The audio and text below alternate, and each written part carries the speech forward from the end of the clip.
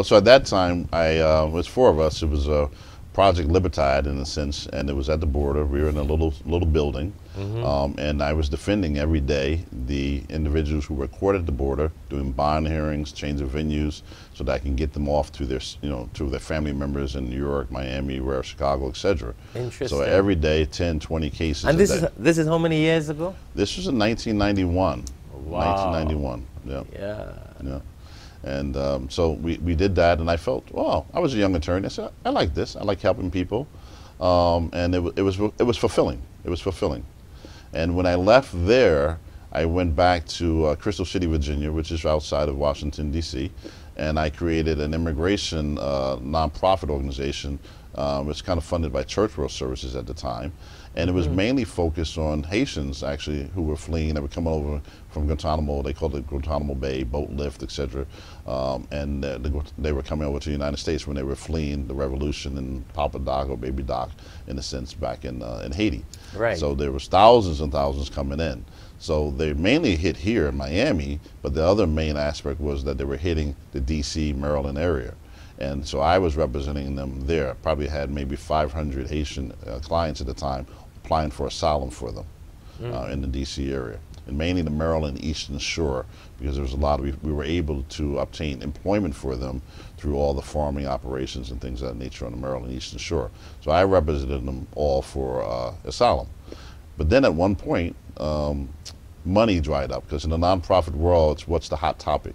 So things kind of switched into AIDS at that moment, and when they switched into AIDS, then HIV/AIDS funding, then immigrant funding dried up.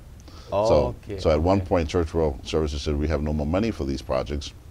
So I had to take that group and take it into a private practice that I opened up called the Immigration Law Center in Arlington, Virginia. And I grew that from a one-room office to a 3-city office, over the course of, say, 7 years before I left Virginia, over the course of 7 years. My first hire still works for me for all those years. Isn't that He works virtually for me from home now, but she still works for me. She's the first person I hired. What was the name of that company again? Immigration Law Center. Immigration Law Center. So you still exist on the Immigration Law Center? Correct. Yeah, officially we still exist in the Immigration Law Center. Yeah. And that office is officially based in New Jersey? Correct. Yep. Immigration Law Center. Right. Wow, that is interesting. Yeah, and we were in immigration, if you want me to continue, we founded some of the first cases. So we were the first law firm to do Violence Against Women's Act case, VAWA, under VAWA. We were the first one to do under VAWA in court, what they call suspension and deportation VAWA cases. We were the first ones to do that in the Virginia, and which handled Washington, D.C. Immigration Court, as well as the Baltimore Court, because we had offices at that point in Alexandria, Virginia, Langley Park, Maryland, and Baltimore, Maryland. So we had 3 offices by 1998. We had 3 offices, and we also had a major case because we handled the first case for a client in the United States, a successful case for her to win a woman fleeing female genital mutilation. Matter Kasinga case. So that was my case that came to me, and I ended up having to take it to the Board of Immigration Appeals, and we won it.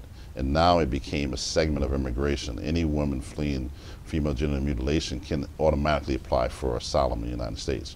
Beforehand, they didn't meet the classification. They didn't meet the classification, and they would be denied. So in my case, that case became precedent.